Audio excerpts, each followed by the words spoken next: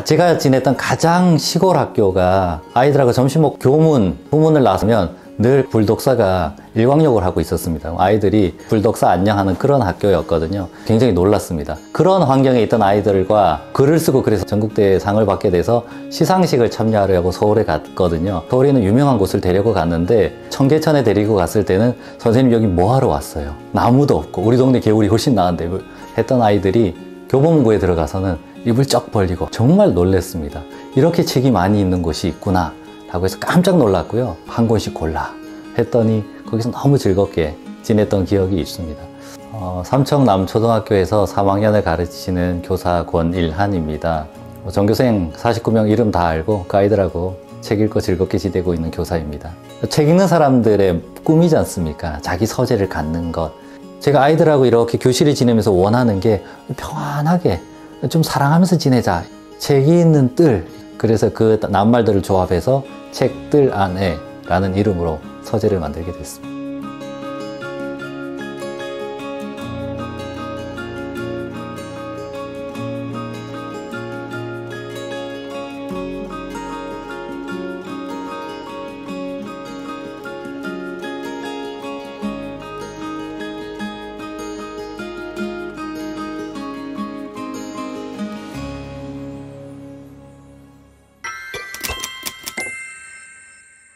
제자가 기억이 많이 나는데요. 저는 아이들을 문장으로 기억하거든요. 저희 서재 바깥에 현판에 붙어있는 나는 식물편이다 라는 글을 쓴 제자. 외할머니랑 옥수수 심으면서 오늘 한 옥수수 한 알이 새로운 생명을 시작한다 라고 썼던 시골 아주 산의 남자아이.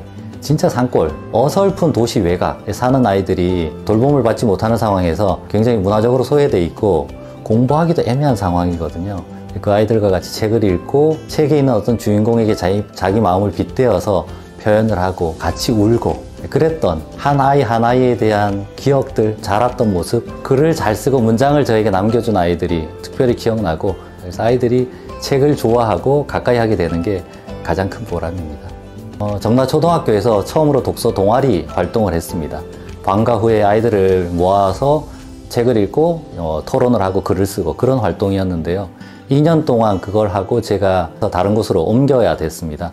교육청에 교육과장님께서 저를 부르셔서 일을 어떻게 처리하길래 민원이 들어오냐, 무슨 일입니까? 하고 긴장을 해서 들었더니 편지를 하나 보여주셨는데, 선생님 다른 학교로 가는데 그럼 우린 어떡합니까?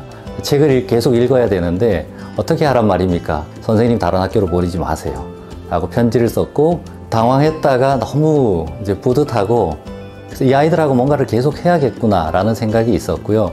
그 아이들을 불렀습니다. 선생님이 다른 학교로 가는데 대신 독서 모임을 만들겠다, 독서 토론반을 만들어서 활동을 했습니다. 초등학교에서 만났던 아이가 고등학생이 돼서 졸업할 때까지 10년 동안 계속 토론 활동을 했고, 아이들과 있었던 일을 그 아이들이 쓴 글, 이야기 이런 걸 모아서 책으로 냈던 적이 있습니다.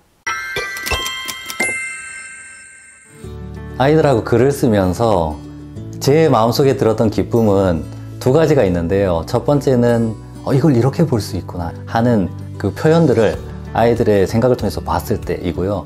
두 번째는 아이들이 글 쓰고 책 읽으면서 누구에게도 말하지 못했던 그 아픔들을 이렇게 쏟아내는 거, 그러면서 극복하는 걸 보는 게 큰 기쁨이었거든요. 그 중에 기억나는 수업이 있습니다. 신한 선생님이 아이들이 도서관을 만들었는데 책을 읽으러 안 온다, 어떻게 하면 좋으냐 하셨어요.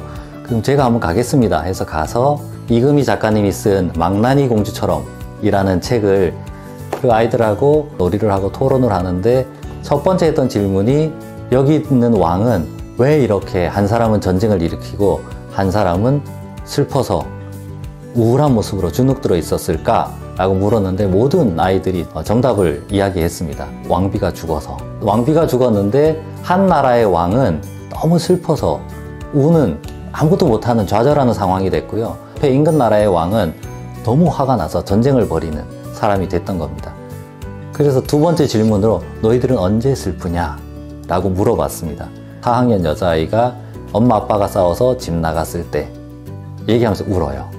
그리고 마지막 발표했던 아이가 엄마 아빠가 계속 다투다가 이혼했을 때 라고 적었습니다. 이렇게 대놓고는 나 엄마 아빠가 이혼했어 라고 말하는 게 어려운데 저 왕들의 얘기를 통해서 내 얘기를 슬며시 얘기하는 건 빗대어서 표현을 하면 좀 자연스럽고 쉬워 보이는 것 같았습니다. 성적을 높이는 게 목표인 선생님께서는 아마 그 반 아이들은 성적이 높아질 것 같고요. 튼튼한 아이를 기르는 게 목표인 선생님은 그 반 아이들이 좀 건강해지지 않을까. 나의 목표는 울리는 거다. 그래서 울리는 수업인데 이게 중의적인 표현이라 아이들이 눈물을 흘린다는 뜻도 있지만 마음을 울리는 그런 수업을 하고 싶다라는 게 제 목표여서 아마 그런 수업이 나왔다고 생각합니다. 어떤 아이가 구석배기에 숨어서 가만히 있는데 아무도 안 찾아와요. 굉장히 슬프고 외로운 일입니다. 저는 마음 숨바꼭질이라고 표현을 해봤고요. 아이가 마음속에 힘들고 슬픈 일이 있는데 슬며시 표현을 하는 거죠. 그게 가만히 아무 말도 안 하는 아이들도 있을 수 있고 화를 내는 아이도 있을 수 있고 나에게 관심을 좀 가져주세요 하면서 일탈행위를 하는 아이들도 있을 수 있습니다. 다가가서 뭔가를 해줘야 되는데 안타까웠거든요. 그래서 나라도 마음 숨바꼭질을 해야겠다. 아이가 이제 자기 마음을 털어놓을 대상을 찾아서 이야기를 나누고 그래서 회복되는 게 성공이지 않습니까? 또 한 사람의 삶을 전체를 보고 평가해야 되기 때문에 좀 안 좋은 경험을 하면서 과거의 아픔들이 다시 솟아나서 힘들어졌다. 이제 알 수가 없습니다. 밝은 모습으로 살아간다면 성공인 거고요. 건강하게 살아가면 좋겠다라는 바람이 있습니다. 이게 마음을 살피는 일인지라 때로는 어설픈 숨바꼭질을 한 게 아닌가라는 생각이 들거든요.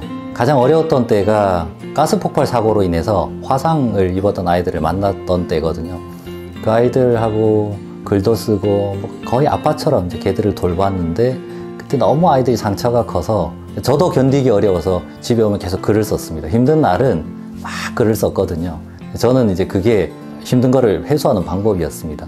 이 아이들이 어느 정도 회복된다면 가장 어린 아이가 대학생이 된 뒤에 그리고 아이들이 괜찮아지면 이걸 글로 발표해야지 라고 생각하고 있었거든요. 이제 그래서 곁으로 라는 책을 내게 됐고요.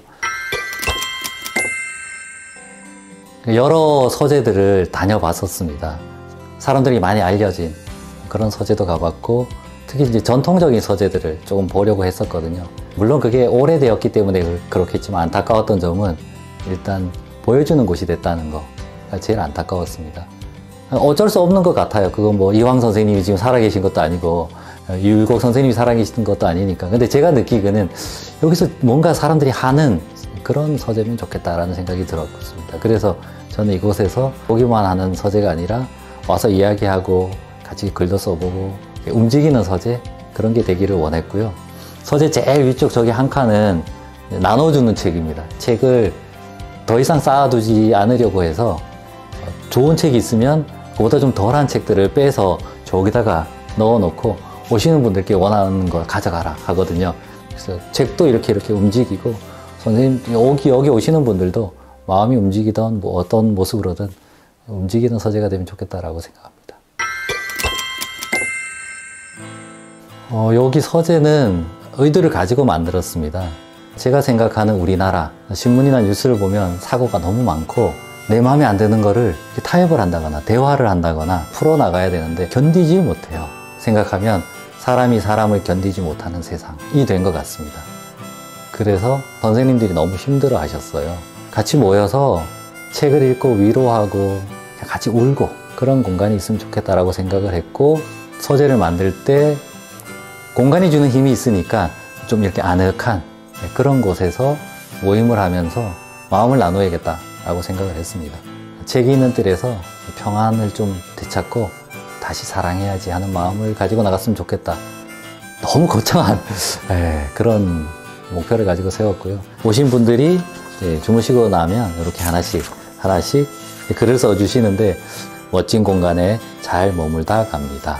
권 선생님, 아이들이 행복한 공간 만들어가기 위해 애쓰시는 모습 진심으로 고맙고 응원합니다. 사람과 책, 만남과 환대, 자연스러움과 내어줌, 슬픔 속에서도 작은 희망 하나, 집을 지은 주인장의 마음속에서 따뜻한 위로와 평안을 얻고 소소한 일생의 즐거움을 누리다 갑니다. 선생님의 숨과 결이 가득한 이 고요한 공간에서 평화와 쉼을 누리고 갑니다. 고맙습니다.